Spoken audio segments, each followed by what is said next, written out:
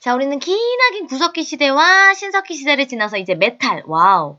청동기와 청길기, 그 금속을 쓰는 시대로 이제 넘어갑니다. 그래서 점점 현재랑 가까워지고 있어요. 먼저 청동기 시대부터 같이 알아보도록 할게요. 청동기 시대는 만주와 이 한반도 이쪽에서는 기원전 2000년쯤에 시작됐다고 합니다. 자, 청동이 뭘까요, 여러분?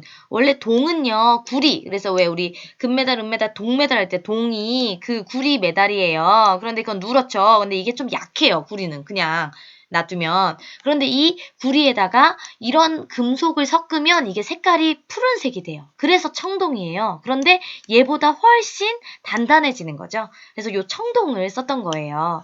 그럼 이 청동기 시대의 사람들이 썼던 도구는 뭘까? 당연히 여러분은 청동기 시대니까 청동기 도구를 썼다고 생각하겠죠. 그렇지만 모든 물건을 다 청동기로 만들어 쓰진 못했습니다. 그래서 무기라든가 제사를 지내는데 필요한 도구 또는 뭔가 사람들의 럭셔리한 그 장신구 이런 것들로 청동기를 만들어 썼는데 그래서 이런 것들이 청동기 시대에 쓰여진 청동기예요. 그래서 비파형 동검, 청동검이죠. 칼인데 비파, 옛날 악기인 비파 모양이다. 그래가지고 비파형 동검이라고 하는 거고요. 청동방울, 그다음에 이거 청동거울인데 거친 무늬 거울이에요. 이런 것들은 도대체 뭐 어떻게 썼느냐를 조금 이따가 다시 보여드리도록 할게요. 그런데 여러분, 그러면 청동기 시대니까 모든 도구를 다 청동으로 썼겠네요? 라고 얘기하시면 안 됩니다. 청동은 아까 말했듯이 귀하기 때문에 모든 도구를 다 청동기로 쓸 수가 없었어요. 그래서 일상생활 도구는 원래 쓰던 석기, 돌이나 나무 같은 걸로 제작을 해야 했던 거죠. 그래서 바로 이게 대표적인 청동기 시대의 농기구예요. 반달 모양 맞나요? 돌칼. 그래서 돌칼이니까 이거 뭔가 구석기나 신석기인가 보다 생각하시면 안 되고 요거는 청동기라는 거. 요거 어떻게 쓰는 거냐면요. 요 구멍에다가 실을 꿰요. 요렇게 실을 꿰입니다. 그 다음에 손가락을 걸어요. 손가락을 걸어서 요렇게 쌀 같은 거를 추수하는 거두는 데 쓰였던 도구예요. 그래서 반달돌칼, 청동기 시대의 농기구 알아두시면 되겠습니다. 그 다음에요, 토기도 사용되죠. 그런데 토기에 무늬가 없네요. 왜 우리 신석기 시대에는 빗살무늬 토기, 빗살무늬가 있었는데 무늬가 없어서 왜 우리 소매 없는 옷을 민소매, 그 다음에 얼굴에 화장 안 한 거를 쌩얼을 민낯이라고 하잖아요. 민은 뭔가가 없다는 거거든요. 그래서 무늬가 없는 토기, 민무늬 토기, 이게 청동기 시대의 그 토기인데요. 비교해보면 신석기 시대 토기는 빗살무늬 토기는 이렇게 바닥이 뾰족했죠? 그런데 이건 달라진 게 바닥이 이렇게 평평해졌다는 거. 그래서 바닥에 이렇게 놓으면 되는 그렇게 토기가 바뀌었다는 거죠. 자, 그럼 청동기 시대 사람들의 모습은 어떻게 달라졌을까? 먼저 원래 신석기 시대는 요 강가나 바다가 요쪽에 살았는데 이제 조금 더 위쪽으로 올라온 거죠. 왜냐하면 홍수 같은 거 나니까. 그래서 산이나 언덕 같은 데 움집 짓고 살았고요. 당연히 농사 더 열심히 본격적으로 짓습니다. 그런데 원래 신석기 시대에 지었던 농사 아이템 말고 새로운 아이템이 새로 시작되는데 그 전까지는 까다로워서 이 농사 못 지었거든요. 근데 이제 청동기 시대 요 농사까지 짓습니다. 뭐게요? 바로 벼농사입니다. 그래서 청동기 시대 토기에서 이런 불에 탄 쌀 이 발견됐다. 그래서 이제 청동기 시대는 쌀농사까지 짓는구나 라는 거 알아두시면 돼요. 그런데 제일 중요한 건 이겁니다. 청동기 시대에 일어난 변화 중에 가장 큰 변화는 바로 별표 3개.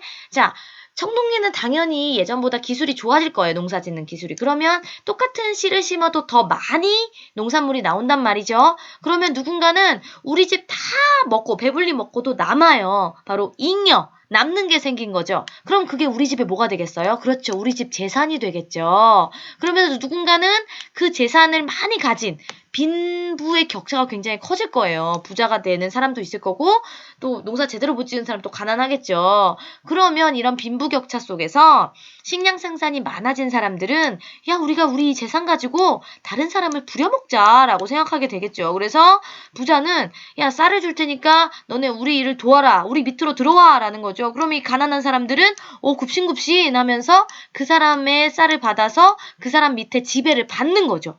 바로 이렇게 사람들 사이에 위, 아래가 정확하게 나눠지는 겁니다. 바로 이걸 뭐라고 부르느냐? 계급이라고 불러요. 사람과 사이가 이제 더 이상 평등하지 않고 뭔가 위아래가 생긴 거죠. 그래서 이 청동기 시대 가장 큰 변화 잘 알아두세요. 바로 사람과 사람 사이에 계급이 생긴다. 그러니까 신석기 시대까지 이렇게 모두 평등했거든요. 사실 나이 많은 사람이 좀 존경받는 정도였는데, 이제 청동기 시대는 이렇게 사람들 사이에 지배하는 자와 지배받는 자가 나뉘게 되는데, 그럼 위에서 요 지배하는 사람을 뭐라고 부르느냐? 바로 이렇게 부릅니다.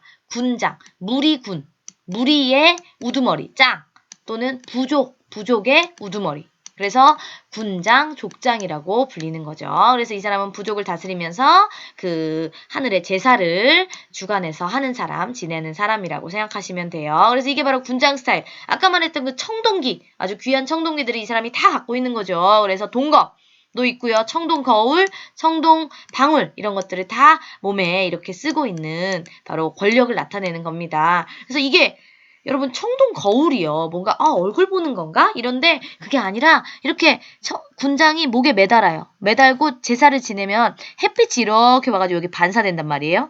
그럼 여기서 막 빛이 나요.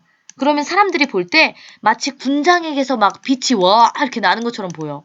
우리 군장 최고다. 막 하늘에서 빛이 나. 막 이런 거.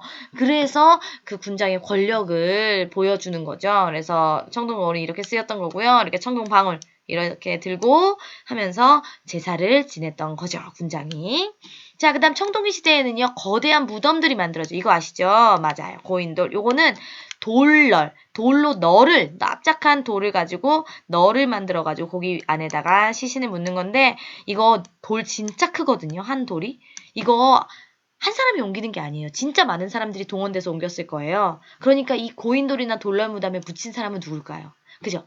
많은 사람들이 따르던 사람. 바로 군장의 무덤이었을 것이다 라고 우리가 예상할 수 있죠. 그래서 군장이 엄청난 권력을 가지고 많은 사람들이 따르다 보니까 그 많은 사람들이 죽고 나서도 이렇게 크다란 무덤을 만들어줬구나 라는 걸 알 수 있는 거죠. 그래서 고인돌 이렇게 많은 사람들이 동원돼서 군장의 무덤을 만들었다. 우리나라에는 고인돌이 되게 많아요. 그래서 이런 저런데 막 고인돌이 발견이 되는데 그래서 이 고창 화순 강화에 있는 고인돌들이요. 유네스코 세계문화유산으로 등록되기도 했죠. 그래서 우리나라는 고인돌 왕국이라는 거.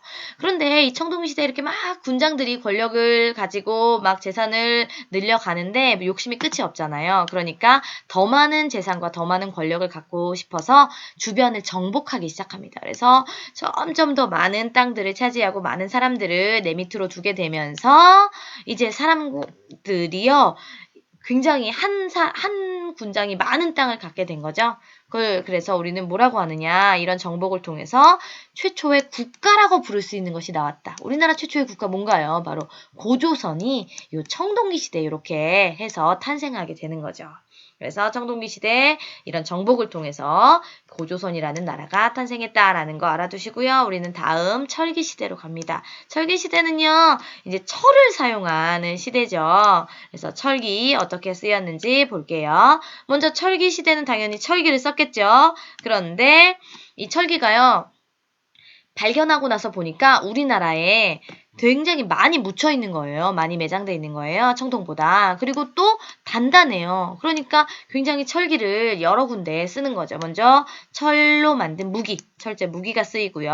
그 다음 우리 청동기 시대에 청동은 귀해서 농기구는 돌이나 나무 썼잖아요. 그런데 철기 시대에는 농기구도 철로 만들어 쓸 정도로 구하기가 쉬웠어요, 철을. 그래서 철제 무기, 철제 농기구가 사용됩니다. 철기가 굉장히 활발하게 사용이 되는 거죠. 그러면 이 시기에 청동기는 아예 없어지느냐? 아니요. 여전히 청동기는 레어템이에요. 그래서 많은 사람들이 청동을 갖고 싶어 합니다. 그래서 지배층의 제사 도구는 여전히 굉장히 귀한 청동기를 썼던 거죠. 그래서 약간 스타일은 달라져요. 원래는 비파형 동검이었다면 철기 시대의 동검은 세형 동검. 세자가 가늘다 세자예요. 그래서 가는 모양의 동검. 그 다음에 청동 거울도 옛날에는 거친 무늬 거울이었는데 뭔가 이렇게 자잘한 무늬, 잔무늬 거울로 바뀌게 되고요. 그 다음 청동기 시대에는요.